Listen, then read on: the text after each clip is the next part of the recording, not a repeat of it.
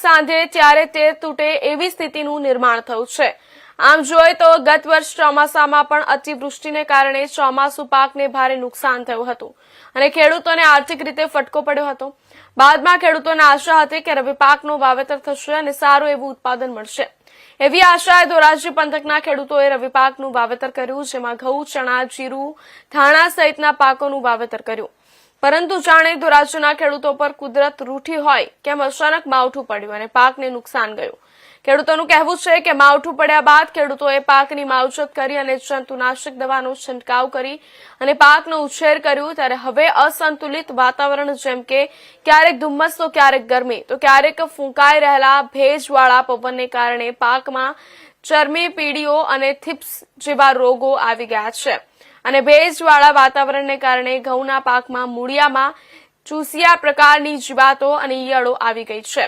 આમ પાક વૃદ્ધિ નથી કરતો અને પાકમાં ઉત્પાદન ઘટશે અને જંતુનાશક દવાનો ખર્ચ વધશે।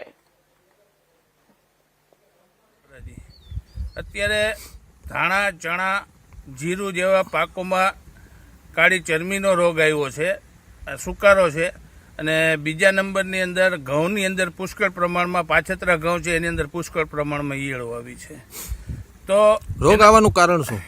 વાતાવરણ અનુકૂળ નથી। અત્યારે બે દી ધુમ્મસવાળું વાતાવરણ હોય, રાત્રિની ઠંડી પડે, દિવસની ગરમી વધારે પડે છે, 31 સુધીનું ટેમ્પરેચર પૂગી જાય છે। આ વાતાવરણ થોડોક ભાગ ભજવે છે એનું। પણ બીજું એ કે આ સરકાર એવું કહે છે કે ભાઈ અમે કૃષિ લગતી સરકાર છે, ખેડૂતોના સહારે સરકાર છે, તો અમે એની પાસે કોઈ સહાય નથી માગતા, પણ જે એના કૃષિ રથ કાઢે છે, કાંઈ કરે છે, એના ગ્રામ સેવકો છે, તો ખેડૂતને સારી દવાની સલાહ આપે અને સારી દવા જે કાંઈ હોય તે ખેડૂતને ફૂગનાશક છે સુકારાની અને ઘઉંની અંદર ઈયળના નિયંત્રણ માટે આવી દવા આપે, માહિતી આપે તો ખેડૂતને કંઈક ફાયદો થાય। આ તો સરકાર ખોટી જાહેરાત કરે કે ભાઈ અમારા કૃષિ રથ નીકળે ને અમે આમ કરી છીએ, અમે ખેડૂતને આટલું ઉત્પાદન લઈ આવી। ખેડૂત ઉત્પાદન લઈ આવતો નથી, ખેડૂત દિવસે ને દિવસે પાછો પડતો જાય છે। શું કહેશો, વાતાવરણની કેવી અસર વર્તાય છે? વાતાવરણની પૂરી અસર એમાં જો આ કમોસમી વરસાદની વાત કરે છે, જો થોડો ઘણો વરસાદ આવશે તો ઘઉંના પાકને તો મોટામાં મોટી નુકસાની થાય, કારણ કે અત્યારે બધા ઘઉં નિંગલ ઉપર છે। જો કાચા ઘઉં છે ઢરી જાય તો ખેડૂતને 1 પૈસાની આવક થશે નહીં અને બહુ મોટી નુકસાની થશે।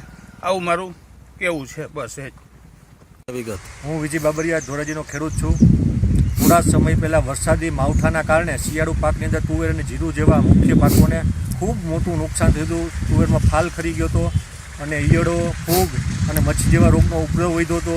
જીરું પણ 50% નાશ પામ્યું હતું અને આ સમયે ફરી વળિયા માથે ખેડૂતોને પાટું છે। ગાઢ ધુમ્મસ પડવાના કારણે જે થોડો ઘણો ફાલ જે તુવેર જેવા પાકોમાં તો એ પણ ખરી રહ્યો છે અને ઘઉંને પણ ખૂબ નુકસાન છે। શિયાળુ પાકના તમામ મોલને ગાઢ ધુમ્મસ પડવાના કારણે નુકસાન છે અને ખેડૂતોને ઉત્પાદન પણ પૂરું નહીં મળે અને એક તો ભાવ પૂરતા મળતા નથી અને ઉત્પાદન જો ઓછું થાય તો ખેડૂતોની સ્થિતિ હાલ ખૂબ શિયાળુ પાકમાં કફોડી હાલત છે।